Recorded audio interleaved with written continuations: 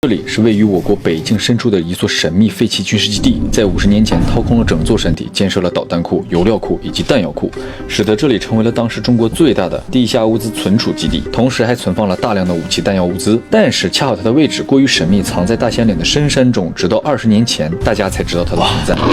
因为整个地方是分为3层啊。1969年珍宝岛事件爆发，前苏联集结了100万军队在我国边界。在此背景下，沈阳军区开始在大兴安岭深处建设军事工程，布苏里军事基地就此诞生。具体是存放哪一款导弹呢？不太清楚啊。顶上能问到的就是地对空短程导弹，还有一些坦克以及其他重型车辆。你看这个大铁门。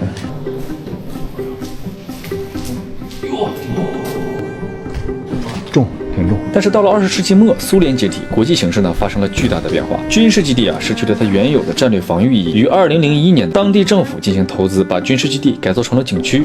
这个就是整个导弹库的主体了。这里水汽非常大，你们能看到拿手电筒照的这个水汽非常大。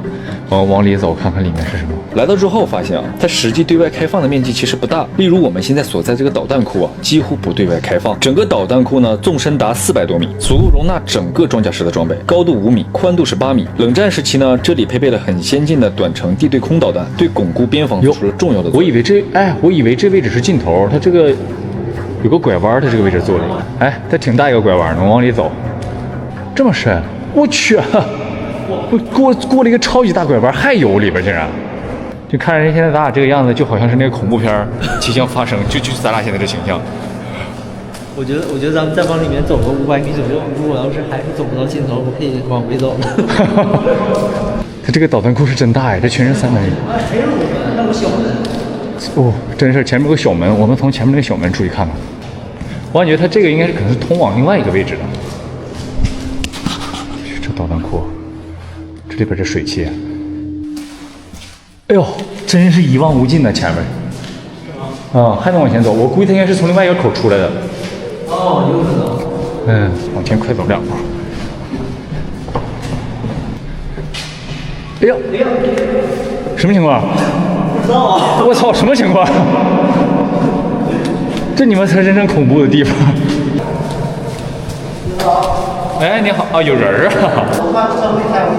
哎呦，我在一瞬间我穿越了，咱穿这衣服太像是上一个年代的了。我刚才大哥出来一瞬间，我真懵了。我寻思咋穿越了？这个大哥的出现真是让我脑子宕机了，第一次体验穿越的感觉。我们现在呢回到车里更换一下装备，再跟着大哥的脚步到达油料库。看这上面凝结的全是水。那现在这凉飕飕的啊！看这个防爆大铁门吗？像油料库的防护等级非常高，配备了很多防冲击门，可以有效抵御核打击和冲击波的伤害，保护山体里的物资安全。14.5，差不多。有。小心磕头啊！上面全是水，这里温度是真低呀，太矮了这里。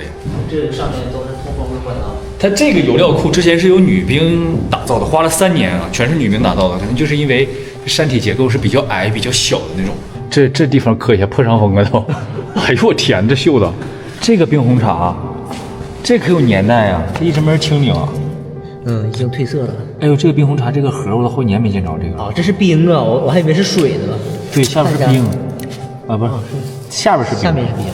它整个油料库全长是407米啊，它两边宽的话是2.5米，高的话是3米左右到最顶的位置，但是它这个通风管道占的有点大。这个是一个其中很小的油管，这相当小，可以说是。这里这里可以上去的事儿。就这边所有的油料桶全都是由女兵亲手焊的，焊了3年。看一下它这个焊洞，其实还。那这里边有7个巨型的油桶啊，是2000吨的储存油料。像看恐怖片。这个楼梯还是很窄的，是旋转往上走的。上看看。布苏里军事基地要塞，它油料库一共有22个油桶，其中包括了7个巨型油桶，2000吨的，还有15个小油桶。每个巨型油罐呢，可以储存1列40节的火车的油量。现在咱们面前这个小油罐呢，直径是5.7米，高度是6米，安全容量是100吨左右。输油的管啊，我们上去看一下。哟，结实，这么多年了，虽然说上面都锈死了，但非常结实。就从这里灌油。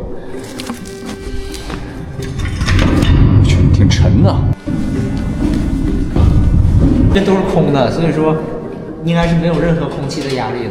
就说实话，你就是真的是在这种环境里想焊接，把它这么庞然大物焊接到山里挺不容易，非常难的一个活儿。看它这个小过道有多窄，就只容这么大的身形去通过，然后还得进行焊接在这里面。我天哪！巨型油料库啊！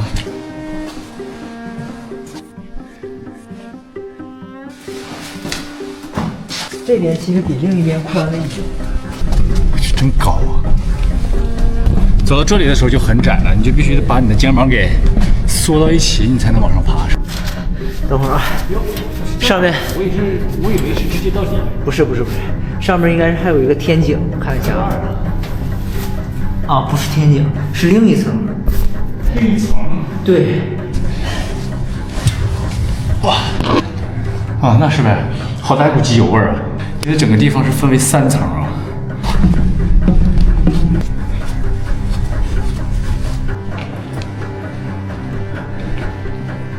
就这里边，你说你不想穿棉袄，现在就冻死了，走不到头啊，太冷了，冻坏你感冒。全是雾气，现在。对。我先把帽子戴上，等会儿。冷是冷，我现在戴帽子有点冻头皮了。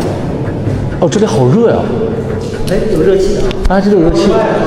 这都摔了，前面就是，你看我现在眼镜都上霜，上霜，完全看不清了。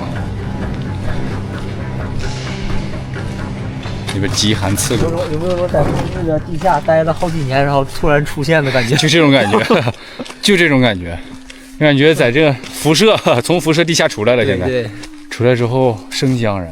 接下来这段时间啊，我从漠河一路南下，穿越大兴安岭，发现我们这里有很多地方值得去探索。对于我们家来说，秘密真的非常多。从最早的少数民族在这里栖息生活，到沙俄以及各国淘金侵略，再到日本关东军侵略，数千年间，他们在大兴安岭埋藏了许多不为人知的秘密，到现在都有很多没有被发现的。